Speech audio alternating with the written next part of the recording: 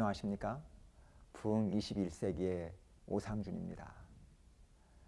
여러분, 매년마다 전 세계에 자연재해들이 발생합니다. 물론 과거에도 자연재해는 존재해 왔습니다. 그런데 세계 자연재해 연구 보고서를 보면 이것이 해년마다 그 횟수와 강도가 더해지고 있다는 것입니다. 온역 또는 전염병도 마찬가지입니다. 새로운 전염병이 발생하거나 아니면 전에 있었던 전염병이 변이되어서 더 강력하게 여러 지역에 나타나고 있다는 것입니다. 이것을 우리는 신종 감염병이라고 부르는데, 이러한 감염병이 2000년대에만 사스, 메르스, 아볼라, 코나 바이러스 등 12건이나 나타났다는 것입니다. 그리고 뉴스, 신문, 미디어에서 온통 이러한 이야기를 다루고 있습니다.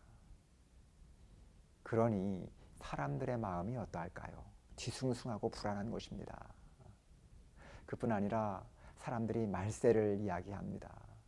혹시 말세가 온 것이 아닌가? 그런데 믿는 사람들만 말세를 이야기하는 것이 아니라 믿지 않는 사람들도 말세를 이야기하고 있다는 것입니다. 여러분, 이런 시대에 우리는 어떻게 해야 할까요? 당장 보따리라도 싸서 산으로 들어가야 될까요? 오늘은 마태복음과 그리고 누가복음에 있는 말씀을 통해서 정말 이러한 시대에 우리는 무엇을 해야 하는지 다 같이 생각해 보고자 합니다. 마태복음 24장과 누가복음 21장을 보시면 하루는 제자들이 예수님과 함께 성전에서 나오게 됩니다. 그때 제자들이 성전을 바라보면서 예수님에게 자랑을 했습니다. 예수님, 이 성전이 얼마나 아름답습니까? 당시에 예루살렘의 성전은 유대인들의 자랑거리요 긍지였습니다. 이 예루살렘 성전으로 말할 것 같으면 헤롯 대왕이 유대인의 환심을 사기 위해서 수르바벨의 성전을 BC 19년도에 증축을 시작하여 9년 만에 외형을 완공하고 봉헌하게 됩니다. 그런데 거기서 멈추지 않고 그 외에도 공사를 계속해서 예수님의 사역 초기까지 계속되어 공사는 46년간 지속되었습니다. 그리고 그 후에도 계속되어서 AD 63년이 되어 그 공사가 완공되었습니다. 거기에는 막대한 재정이 투입되었습니다. 그리고 그리스도의 건축 양식을 따랐다고 하는데, 겉은 흰돌로 감쌌고 안은 대리석으로 되어 있었고 벽은 없고 기둥만 있는 복도와 내부는 광장처럼 되어 있었다고 합니다. 그러니 이 예루살렘 성전이 얼마나 아름다웠을까요? AD 1세기의 정치가고 역사가이면서 예루살렘 성전의 멸망을 목격했던 요세푸스의 기록에 의하면 그는 이렇게 이야기했습니다.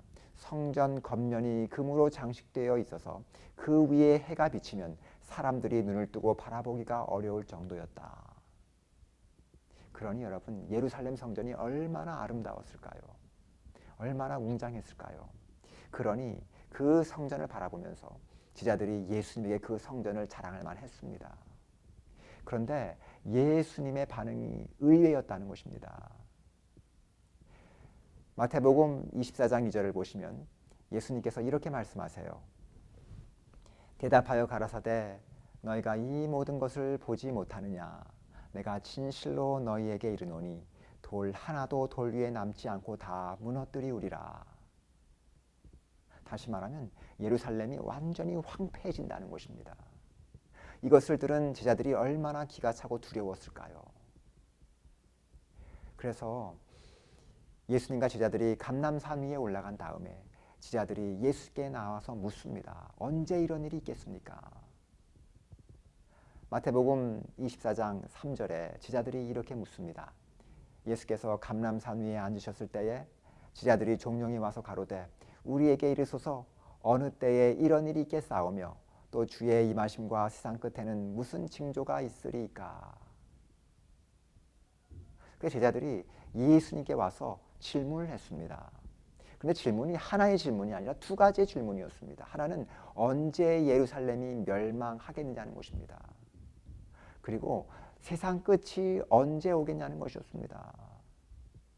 이 질문을 보면 제자들은 예루살렘 성전의 멸망이 곧 세상의 끝이라고 생각했던 것으로 보여집니다. 그런데 여러분, 우리는 역사를 통해서 이 사건들이 별개의 사건임을 알고 있습니다. 왜냐하면 예루살렘의 성전은 언제 멸망합니까? AD 70년에 멸망합니다. 로마의 타이터스 장군에 의해서 예루살렘 성전은 황폐해지게 되었습니다. 그런데 아직 세상 끝은 이르지 않았습니다. 그러니까 예루살렘의 멸망과 그리고 세상 끝은 별개의 사건인 것입니다. 그런데 예수님께서 이 두 개의 질문을 들으시고 마치 하나의 질문을 들으신 것처럼 대답하셨습니다. 왜 그렇게 대답하셨을까요? 예수님께서는 분명히 예루살렘의 멸망과 세상 끝의 사건이 별개의 사건임을 아셨을 것입니다. 그럼에도 불구하고 예수님께서 하나의 답만을 주신 이유는 제자들이 감당할 수 없었기 때문이었을 것입니다. 만일 제자들이 예루살렘 성전이 멸망하고 그 후에 또 세상이 멸망한다면 이 모든 것들을 그들은 아마 감당할 수 없었을 것입니다. 그래서 예수님께서 그들이 이해할 수 있을 만큼만 말씀하셨던 것입니다. 뿐만 아니라 예수님께서는 예루살렘의 멸망의 징조와 세상 끝의 징조들이 상징적으로 같을 것임을 보셨기 때문입니다. 여러분, 역사는 반복됩니다. 그래서 여러분, 과거 역사를 가만히 잘 연구해 보면 세상의 미래가 보인다는 것입니다. 그래서 우리가 역사를 공부하는 것입니다. 그래서 우리가 마지막 시대의 그 징조들을 깨달으려면 무엇을 공부하면 될까요? 예루살렘의 멸망의 징조들을 살펴보면 되는 것입니다. 그래서 예수님께서 마태복음 24장을 보면 마지막 때에 일어날 사건들을 5가지로 요약해 주셨습니다. 첫 번째가 무엇이었습니까? 영적인 혼돈이었습니다. 마태복음 24장 4절입니다. 예수께서 대답하여 가라사대 너희가 사람의 미혹을 받지 않도록 주의하라. 많은 사람이 내 이름으로 와서 이르되 나는 그리스도라 하여 많은 사람을 미혹해 하리라. 11절입니다. 거짓 선지자가 많이 일어나 많은 사람을 미혹해 하겠으며. 그래서 말세에는 영적인 혼란이 일어난다는 것입니다. 누구를 통해서? 거짓 그리스도와 거짓 선지자를 통해서 사람들을 미혹해 하는 일이 일어난다는 것입니다. 물론 예수님께서 부활하시고 승천하신 이후에 많은 거짓 그리스도와 거짓 선지자들이 존재해 왔습니다. 그런데 말세에는 그보다 더 많은 그리고 강력한 거짓 그리스도와 선지자들이 출현할 것을 성경은 예언하고 있습니다. 그래서 많은 사람들이 그러한 거짓된 그리스도와 선지자를 따라서 잘못된 길을 걷게 된다는 것입니다. 여러분, 이미 세상에 거짓 그리스도와 선지자들이 활동하고 있습니다. 그래서 여러분, 우리 신앙인들이 정신을 바짝 차리고 진리를 연구해야 합니다. 그리고 참 말씀을 따라가는 신앙인의 삶을 살아야 하는 것입니다. 두 번째는 사회적 혼란을 말씀하셨습니다. 마태복음 24장 6절을 보시면 이렇게 적고 있습니다. 난리와 난리 소문을 듣겠으나 너희는 삼가 두려워 말라. 이런 일이 있어야 하되 끝은 아직 아니니.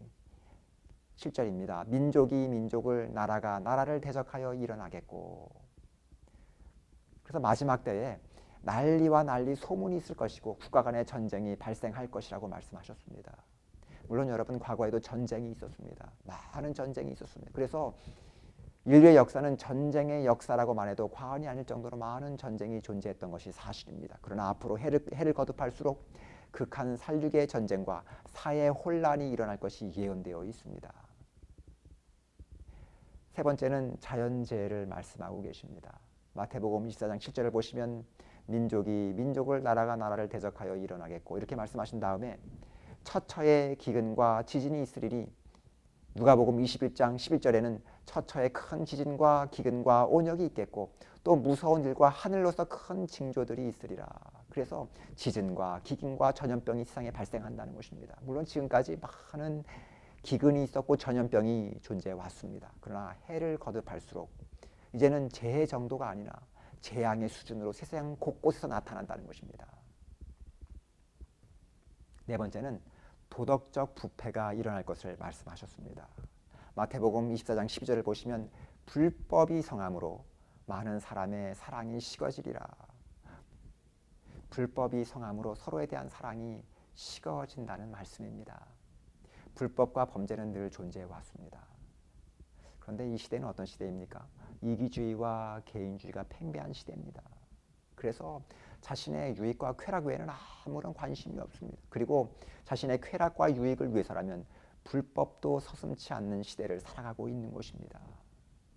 그래서 더 큰 문제는 빛과 소금이 되어야 할 교회가 오히려 세상의 영향을 받고 있다는 것입니다. 그런데 마지막 때가 되면 이런 일들이 점점 늘어나겠다는 것입니다. 다섯 번째는 성도들이 핍박을 당하게 된다는 것입니다. 마태복음 24장 9절을 보시면 이렇게 적고 있습니다. 그때에 사람들이 너희를 환난에 넘겨주겠으며 너희를 죽이리니 너희가 내 이름을 위하여 모든 민족에게 미움을 받으리라. 마지막 때가 되면 하나님을 믿는 사람들, 특별히 하나님의 신실한 백성들이 핍박을 받게 될 것이 예언되어 있습니다. 그러면 어떤 분들은 이렇게 말씀하실지 모르겠어요. 아니 요즘 세상에 그런 일이 가능하겠느냐. 요즘 기독교회가 얼마나 세상에서 큰 영향을 미치고 있는데 그런 일이 발생할 수 있겠느냐. 요즘은 정치를 하려고 해도 교회를 가야 하고 비즈니스를 하려고 해도 교회를 다녀야 하는데 어떻게 사람들이, 하나님을 믿는 사람들이 핍박을 받겠느냐. 그런데 여러분, 우리가 알아야 할 사실이 있습니다. 과거에 특별히 중세기를 보면 성경을 읽다가 그리고 신실하게 자신의 양심을 따라 신앙하려고 하는 사람들이 핍박을 받기도 하고 죽임을 당하기도 했다는 사실입니다. 그런데 하나님을 모르는 사람들에 의해서 핍박을 받느냐? 아니라는 것입니다. 하나님을 믿는 사람들, 종교 지도자들에 의해서, 그리고 하나님을 믿는 위정자들에 의해서 많은 그리스도인들이 핍박을 받기도 하고 죽임을 당하기도 했다는 사실입니다. 그 숫자가 수백만이 넘는다는 사실입니다. 그뿐만 아니라 실제로 세계에서 많은 그리스도인들이 핍박을 받고 있다는 것입니다. 모든 종교 인종을 망라해서 희생한 사람들의 숫자를 다 합쳐놓은 것보다 더 많은 그리스도인들이 오늘 지금 이 시간에 세계 도처에서 핍박을 받고 있다는 것입니다. 공산주의의 세력, 이슬람의 확장, 힌두 국단주의자들, 다른 종교들을 포함한 반기독교 정서가 세계에 팽배해지고 있다는 것입니다. 오픈 도어스 USA에서 제공한 자료에 의하면 세계에서 성도들이 가장 핍박을 많이 받는 나라는 당연히 북한입니다. 2위가 이란, 3위가 사우디아라비아, 4위가 소말리아, 말디브스, 아프가니스탄, 예멘 등의 순서로 모슬람 국가들이 나옵니다. 아시아에서는 9위가 라오스, 10위가 우즈베키스탄, 11위가 핍박의 수위가 조금 내려간 에리트리아라는 것입니다.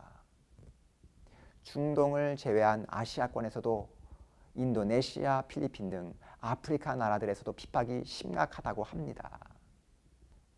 또한 WWL 월드 와치 리스트 2020년도 연간 보고서에 따르면 2020년은 전년과 같이 73개국에서 극심하거나 높은 수준의 박해가 일어났다는 것입니다. 이 중 상위 50국에서는 2억 6천만 그리스도인들이 심각한 박해를 경험하고 있었고, 이 중 상위 50개국에서는 2억 6천만 그리스도인이 심각한 박해를 경험하고 있었습니다. 즉 세계 약 20억 그리스도인 가운데 8명 중 1명이 극심하거나 높은 수준의 박해를 겪고 있는 것으로 나타났습니다. 나머지 23개국에서도 최소 5천만 그리스도인들이 높은 수준의 박해에 노출되고 있었습니다. 여러분들은 어떻게 생각하십니까? 이런 일들이 정말 세상에 일어났다고 생각하십니까? 이런 일들이 앞으로 심화되면 심화되었지 줄어들지는 않을 것입니다. 그래서 우리는 이런 일들을 바라보면서 세상에 말세가 다가오고 있음을 느끼고 있는 것입니다.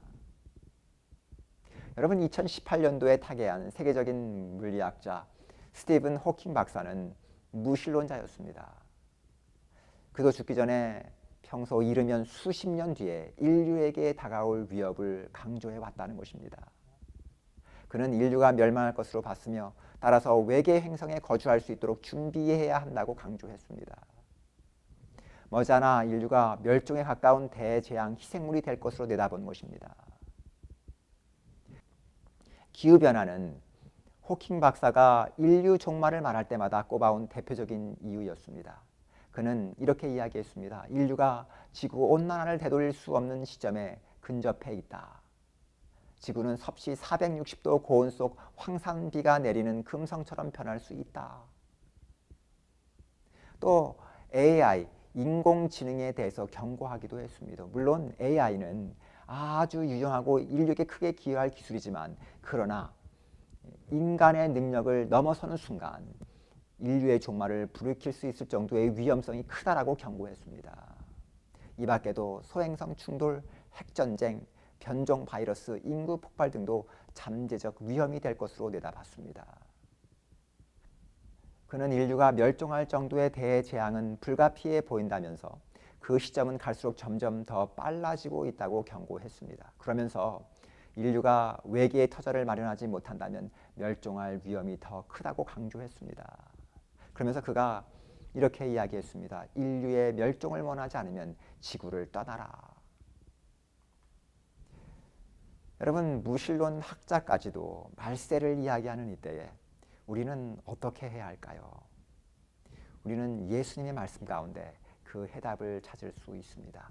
누가복음 21장 28절입니다. 누가복음 21장 28절을 보면 예수님께서 이렇게 말씀하셨습니다. 이런 일이 되기를 시작하거든 일어나 머리를 들라. 너희 속량이 가까웠느니라. 여기서 말하는 속량은 무엇일까요? 구원입니다. 다시 말하면 구원의 완성을 이야기하는 것입니다. 구원의 완성은 언제 이루어집니까? 예수님 재림하실 때 이루어집니다. 이런 일이 되기를 시작하거든. 이게 무슨 말일까요? 예수님의 재림에 대한 징조들이 시작되거든. 이런 의미예요. 사회적, 영적 혼란, 도덕적인 부패, 자연재해 같은 이런 일들이 일어나거든. 성경은 시작되거든이라고 했습니다. 이런 일이 시작되거든. 그러니까 이러한 일들이 시작이고 끝은 아니라는 것입니다. 앞으로 더 큰 재난과 혼란이 일어난다는 것입니다. 여러분, 이럴 때 우리가 해야 될 일이 있습니다. 무엇을 해야 할까요?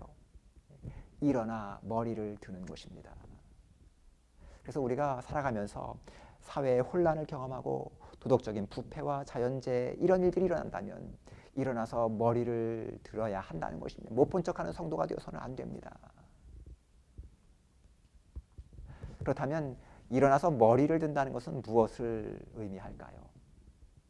먼저 영적인 잠에서 깨어난다는 것을 의미합니다. 누가복음 21장 34절을 보시면 예수님께서 이렇게 말씀하셨어요. 너희는 스스로 조심하라. 그렇지 않으면 방탕함과 술취함과 생활의 염려로 마음이 둔하여지고 뜻밖의 그날이 덫과 같이 너에게 임하리라. 여러분, 우리는 세상에서 참 바쁜 삶을 살아갑니다. 먹고 살아야 하고 자녀도 키워야 하고 비즈니스도 해야 하고 또 걱정 근심이 얼마나 많은지 모릅니다. 또 세상에 재미있는 일들이 얼마나 많은지 모릅니다. 그런데 늘 세상에서 먹고 사는 일에 매여 있고 늘 근심 걱정하면서 재미를 따라서 바쁘게 살아간다면 우리는 영적인 깊은 잠에 빠지게 된다는 것입니다. 영적인 잠에 빠진다는 것은 무엇일까요? 영적으로 무감각해진다는 것을 의미합니다. 영적인 일에 아무런 관심을 갖지 않게 되어 있습니다. 물론 많은 분들이 영적인 일이 중요하다고 말씀하십니다. 특별히 믿는 분이라면 영적인 일들이 중요하다고 생각하세요. 그런데 문제는 무엇일까요? 그것은 급한 일은 아니라고 생각합니다. 그래서 영적인 일은 좀 나중에 하지. 아이들 키워놓은 다음에 비즈니스를 좀 성공해 놓은 다음에 은퇴한 다음에 돈 좀 번 다음에 세상에서 재미 좀 본 다음에 나중에 하지. 그러면서 급한 일에 많은 관심을 가지게 됩니다. 급한 일이 무엇입니까? 눈에 보이는 일, 먹고 사는 일, 자녀 키우는 일. 그러다 보니까 이것들을 해결하기 위해서 참 바쁘게 살아갑니다. 그러면서 영적인 일은 놓치고 살아가는 것입니다. 그러나 우리가 알아야 할 것은 급한 일도 해결해야 하지만 중요한 영적인 일도 놓치고 살아서는 안 된다는 것입니다. 그렇지 않으면 절대로 우리는 중요한 일을 할 수가 없어요. 우리가 먹고 사는 일에 근심하고 걱정하고 또 재미를 위해서 정신없이 삶을 살아가는 동안에 우리는 영적으로 둔해진다는 것입니다. 이렇게 되면 어떻게 될까요? 결국에는 삶의 의미도 목적도 잃어버리고 우리의 영원한 생명도 잃어버리게 되는 것입니다. 그래서 마지막 때가 되면 하나님께서 어떻게 하실까요?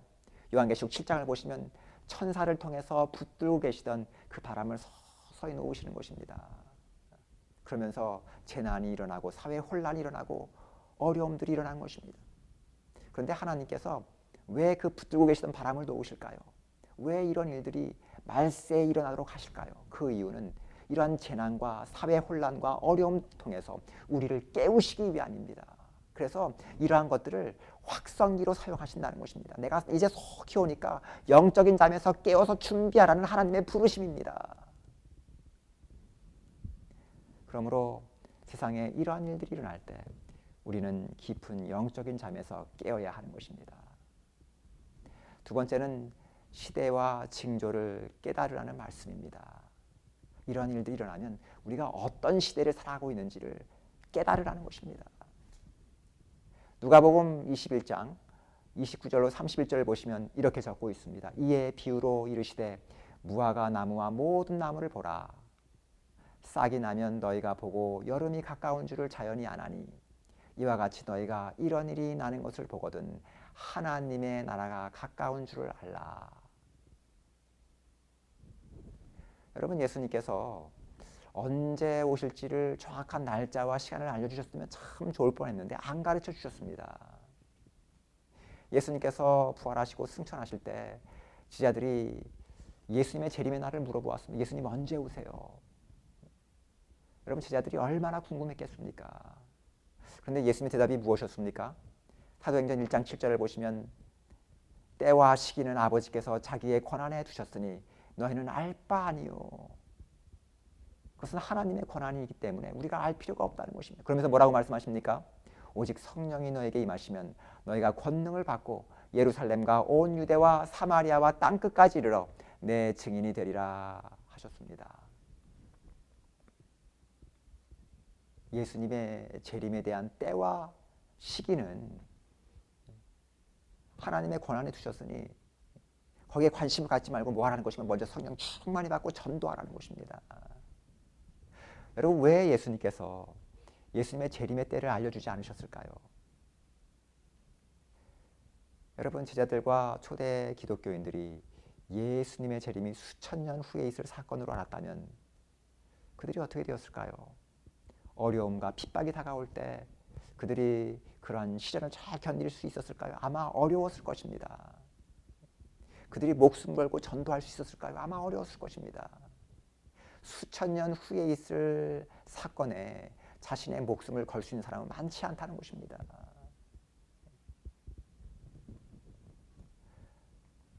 그래서 하나님께서는 은혜로 우리에게 재림의 때와 시간을 알려주시지 않으셨다는 사실입니다. 그러나 이런 일이 일어나게 될 때에 징조를 알려주셨습니다.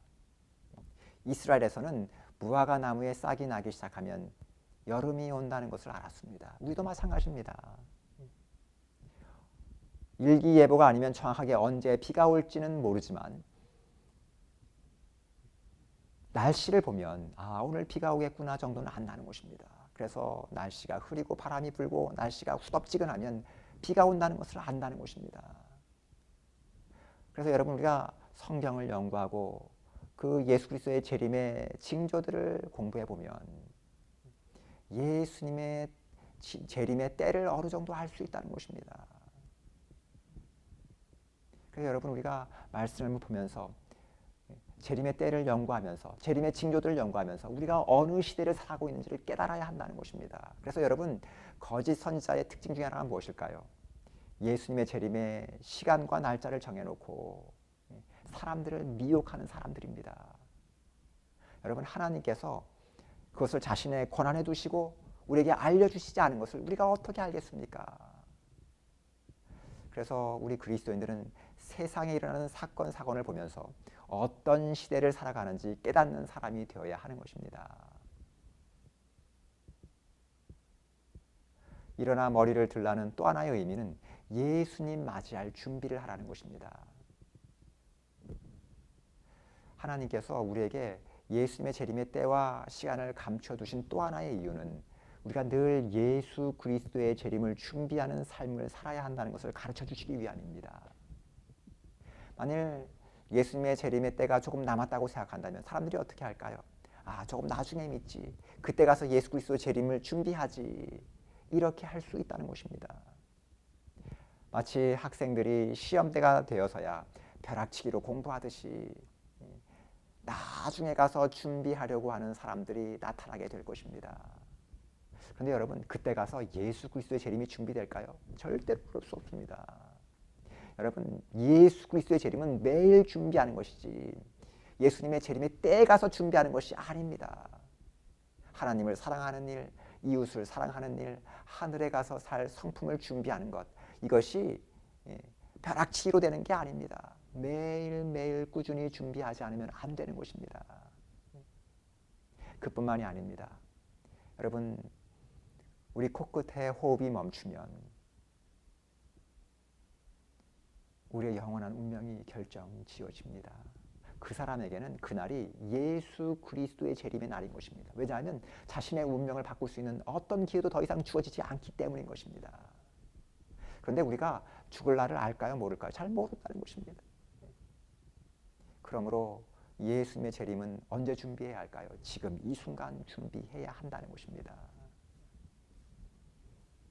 그래서 하나님께서는 우리가 매일 매순간 하나님을 바라보며 우리의 재림을 준비하도록 정확한 예수 그리스도의 재림의 때와 시간을 감추어 놓으셨다는 것입니다. 네 번째는 하나님을 바라보고 살라는 것입니다. 여러분, 정말 어려움이 오고 재난이 오고 핍박이 올 때, 그때는 어떤 때인가 하면 하나님을 바라보고 살아야 하는 때인 것입니다. 여러분, 인간과 동물의 차이점이 무엇일까요? 인간은 하나님을 바라보고 하나님을 의지할 줄 안다는 것입니다. 근데 동물은 그럴 줄 몰라요. 인간과 동물에는 참 유사한 점이 많습니다. 동물에게도 감정이 있고 지능이 있습니다. 그런데 한 가지 없는 것은 영성이 없다는 것입니다. 그래서 인간은 어떤 시대, 어떤 문명에서든지 하나님을 예배하는 흔적이 남아 있습니다. 그런데 동물들은 그런 흔적이 없다는 것입니다. 그리스어로 사람이라는 단어가 안드로포스라는 단어입니다. 안드로포스. 그런데 그 원래 의미가 무엇인가 하면 위를 바라보는 존재 또는 소망을 가진 존재라는 의미를 가지고 있습니다. 그래서 사람은 어떤 존재인가? 위를 바라보는 존재, 하나님을 바라보고 의지하는 존재인 것입니다. 그런 사람에게만 무엇이 있을까요? 소망이 있는 것입니다. 그런데 바쁘게 살아가면서 하나님을 잊어버리고 살기가 너무나 쉽다는 것입니다. 여러분, 예수님께서 재림에 대해서 말씀하시면서 마태복음 24장 38절과 39절을 좀 보시기 바랍니다. 예수님께서 이렇게 말씀하셨습니다. 홍수전에 노아가 방주에 들어가던 날까지 사람들이 먹고 마시고 장가들고 시집가고 있으면서 홍수가 나서 저희를 다 멸하기까지 깨닫지 못하였으니 인자의 임함도 이와 같으리라. 여러분, 말세는 노아의 시대와 같다고 말씀하셨습니다. 그런데 그 특징이 무엇입니까? 먹고 마시고 장가들고 시집가는 것이었습니다. 그런데 여러분, 먹고 마시고 시집가고 장가가는 것이 죄입니까? 아니지 않습니까? 그런데 문제가 어디 있었습니까? 거기에 정신이 완전히 팔려서 멸망하기까지 깨닫지 못했다는 것입니다. 다시 말하면 세상 일에 정신이 완전히 팔려서 하나님을 잃어버리고 다가올 위기의 때를 위해서 준비하지 못했다는 것입니다. 사람은 평안하고 바쁠 때 자신을 의지하고 하나님을 잊어버리기가 참 쉽습니다. 그러나 인생의 위기가 오고 어려움이 닥쳐올 때 하늘을 바라보고 하나님을 의지하게 된다는 것입니다. 그래서 예수님의 재림의 때가 가까이 올 때 하나님께서 어떻게 하실까요? 천사들로 하여금 붙들고 있던 바람을 서서히 놓으시게 하신다는 것입니다. 그 이유는 우리를 벌 주시기 위함이 아닙니다. 정말 세상에서 바쁘고 정신없이 살아가는 우리들에게 하나님을 바라보고 하나님을 기억하라는 것입니다. 그분을 의지하면서 인도하는 삶을 살아가라는 하나님의 부르심인 것입니다. 여러분, 우리가 이렇게 살 때 하나님께서 우리를 보호하시고 한 걸음 한 걸음씩 인도하셔서 우리를 하늘문까지 인도하실 것입니다. 한 미국 병사가 월남전에 참전하게 되었습니다. 그때 아내는 남편이 집으로 돌아올 줄은 알았지만 그러나 언제 돌아올 줄은 알지 못했습니다. 그래서 매일매일 자신의 딸과 함께 남편을 눈 빠지게 기다리는 것입니다. 오더니 올까, 내일이나 올까, 언제 올까. 또 그 딸 아이는 아빠가 너무나 보고 싶었습니다. 그래서 어린 딸은 늘 엄마에게 물었습니다. 아빠 언제 와요? 그러던 어느 날이었습니다. 문 밖에서 자동차 문을 닫는 소리가 요란하게 났습니다. 그때 이 아내와 딸은 혹시나 하고 재빠르게 밖에 나가서 문을 열었습니다. 그랬더니 아빠가 문 밖에 서 있는 것입니다. 그날 남편과 아내와 어린 딸은 모두 행복에 겨운 재회를 하게 된 것입니다. 여러분, 기다리는 사람은 준비하게 되어 있고 준비하는 사람은 예수님의 재림을 맞이하게 됩니다. 여러분, 우리는 어떻게 살아가고 있습니까? 세상 일에 바쁘게 살아가면서 예수 그리스도의 재림에 대한 관심을 잃어버리지는 않았습니까? 세상에 있는 사건이나 사고를 보면서 한숨만 쉬고 두려워하지는 않습니까?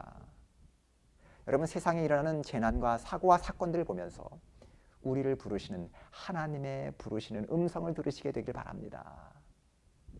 세상에 바쁘게 살아가면서 땅만 보지 말고 세상에 일어나는 재난과 혼란을 보면서 아, 주님 속히 오시겠구나. 재림의 징조를 깨닫고 영적인 잠에서 깨어서 하늘을 바라보고 그 재림을 위해서 준비하는 성도가 되시기를 바랍니다. 그러면 주님께서 우리를 보호해 주세요. 우리 세상에 재난이 있고 사고가 있다 할지라도 주님을 의지하는 백성들, 하나님의 인도하심을 받는 백성들은 하나님께서 책임져 주십니다. 그리고 우리를 하늘문까지 인도해 주세요. 여러분, 지금 세상에 일어나는 여러 가지 사건과 사고들을 보면서 우리를 부르시는 하나님의 음성을 들으시게 되길 바랍니다. 그리고 영적인 잠에서 깨어나 주님을 맞을 준비하시게 되길 바랍니다. 그래서 언제라도 주님께서 오시더라도 기쁨으로 주님을 맞아들이고 영원한 기쁨과 생명을 누리는 우리 모두가 되시기를 간절히 바랍니다. 다음 한 주년 동안 하나님의 보호하심과 인도하심이 함께 하시게 되기를 간절히 바라겠습니다. 다 같이 기도하시겠습니다. 하늘에 계신 우리 하나님, 세상에 많은 사건, 사고, 재난이 있습니다. 그리고 우리가 세상에 사는 한 어디도 안전하지 않다는 사실을 깨닫습니다. 주님, 이런 재난과 사고와 혼란 속에서 깨어서 하나님의 음성을 듣게 하시고 하나님의 인도하심을 따라 살아가게 하여 주시옵소서. 그리고 다시 오실 주님을 맞이하기 위하여 매일 매 순간 준비하는 성도가 되게 하여 주시옵소서. 다음 한 주간도 우리와 함께 하여 주시고 보호하여 주시고 성령으로 인도하여 주시옵소서. 예수 그리스도의 이름으로 간절히 기도드리옵나이다. 아멘.